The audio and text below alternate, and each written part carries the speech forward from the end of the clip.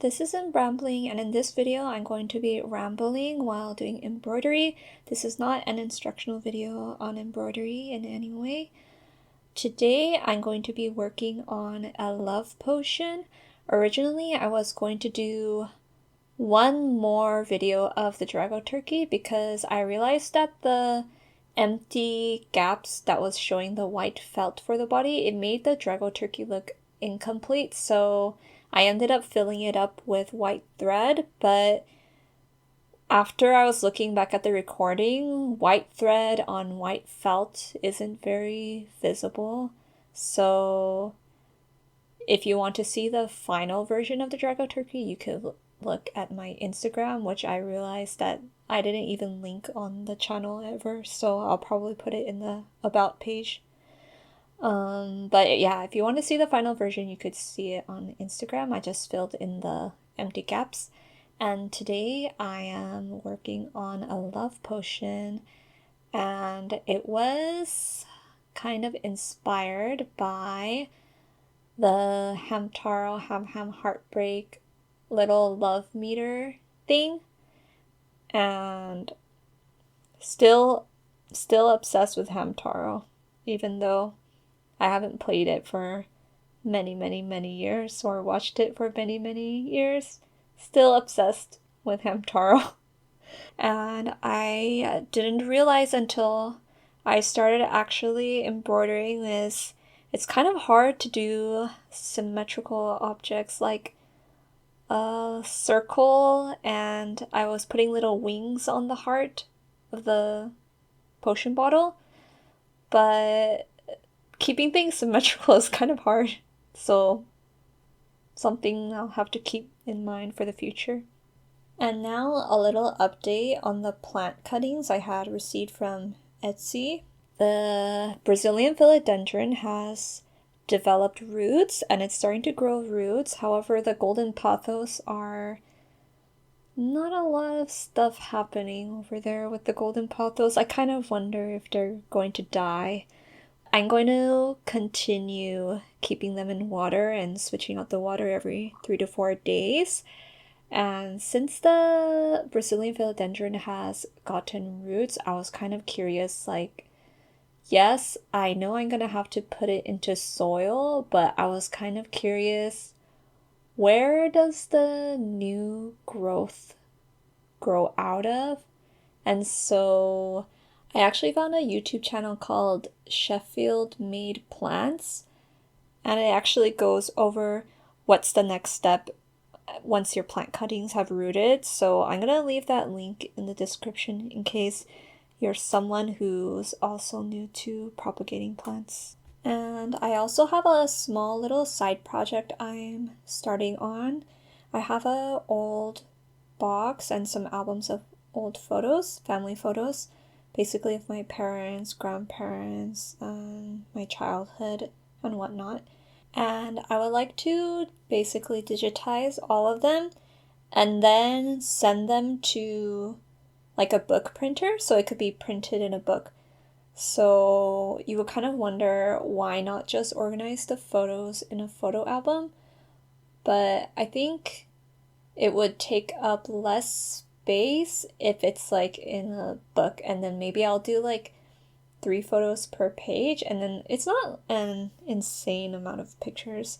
So I think I want to digitize them, and I think it would just be nice to maybe give 1 copy to my parents and keep 1 copy for myself.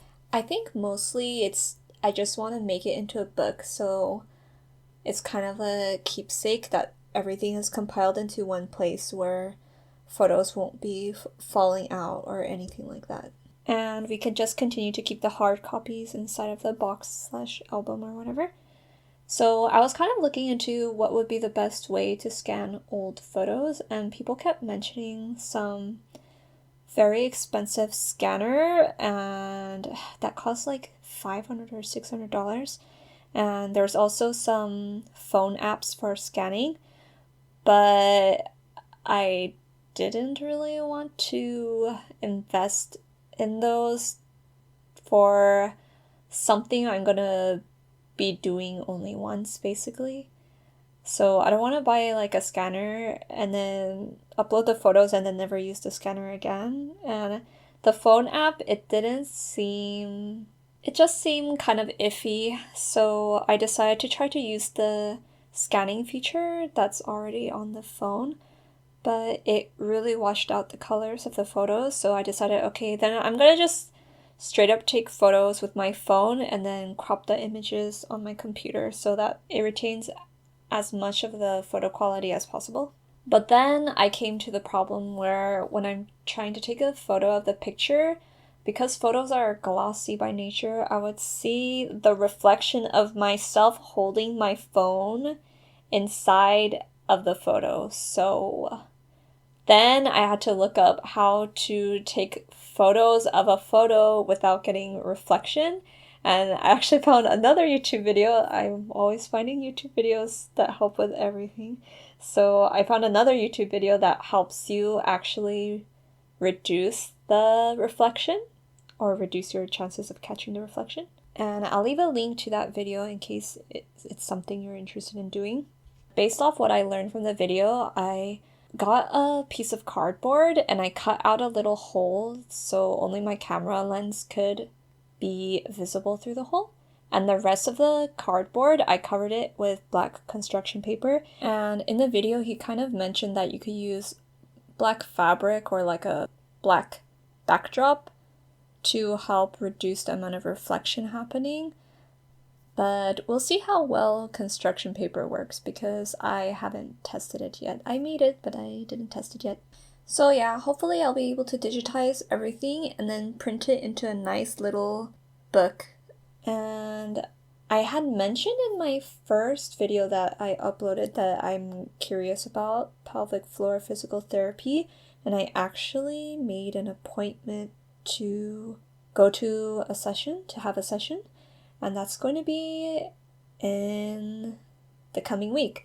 So once I go and I experience everything and learn everything I can learn, I'll make a video sharing everything because I honestly didn't know anything about pelvic floor physical therapy except for the famous Kegels thing.